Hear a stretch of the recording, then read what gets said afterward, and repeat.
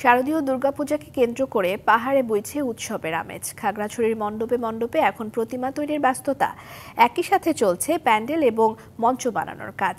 শান্তিপূর্ণ পরিবেশে উৎসব আয়োজনে প্রস্তুতি নিচ্ছে প্রশাসন। ২৭ সেপ্টেম্বর বোধনের মধ্য দিয়ে শুরু হবে দেবীর আরাধনা। পরদিন মহাষষ্ঠীতে শুরু দুর্গাপূজার মূল আনুষ্ঠানিকতা। সেই উৎসবের আমেজ খাগড়াছড়ির মণ্ডপে মণ্ডপে।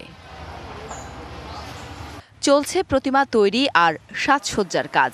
ব্যস্ত সময় পার করছেন কারিগররা। প্রায় 50% শেষ হয়েছে দিকে, আর বাদ বাকি কাজগুলো আমাদের চলমান আছে। আমরা আশা করি অল্প কিছু দিনের মধ্যে আমাদের কাজগুলো সম্পন্ন করব। বেঙ্কি, তারপরে চন্দ্রাহার, পৈচামালা, আঞ্চিলি, তারপরে এই যে হাতের বাহু, এগুলো সবগুলো দিয়ে আমরা প্রতি বছর আমাদের দুর্গা মাকে ত্রিপুরা রমণরূপে আমরা আবিষ্কার করার চেষ্টা করি। এবারও আমাদের প্রায় অনেক স্বেচ্ছাসেবক, প্রায় 100 জন উপস্থাপক এবং বিভিন্ন পড়াশোনার লোকজন উপস্থিত থাকবে।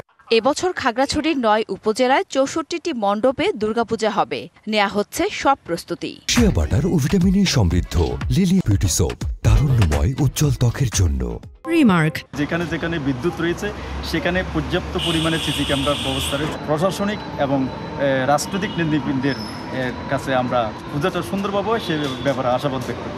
দুর্গোৎসব নির্বিঘ্ন করতে স্বেচ্ছাসেবকদের পাশাপাশি কাজ করবে আইন শৃঙ্খলা বাহিনী। প্রত্যেকটা পূজা মণ্ডপে আমরা ফিক্সড ডিউটি দিয়ে দেবো 4 দিনের জন্য, যেন 24 ঘন্টায় পুলিশের নজরদারিতে থাকে পূজা মণ্ডপগুলো। পাশাপাশি সিসি ক্যামেরা থাকবে, অন্যান্য বাহিনীর সদস্য থাকবে। ম্যাজিস্ট্রেট, এক্সিকিউটিভ ম্যাজিস্ট্রেট যারা রয়েছে তারাও দায়িত্ব পালন করবে এবং আমাদের অতিরিক্ত জেলা প্রশাসকদেরকেও উপজেলা ভিত্তিক দায়িত্ব পালনের জন্য নির্ধারণ করে দেওয়া হবে।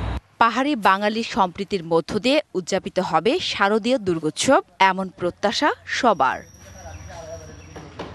DBC news desk.